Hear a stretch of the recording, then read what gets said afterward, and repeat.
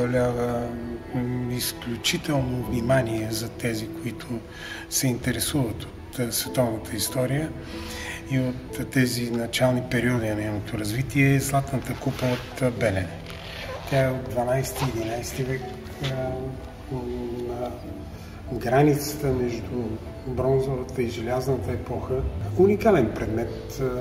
Не познаваме до сега друг предмет в формата на фиала, какъвто е този. Това е чисто злато във времето на Троянската война.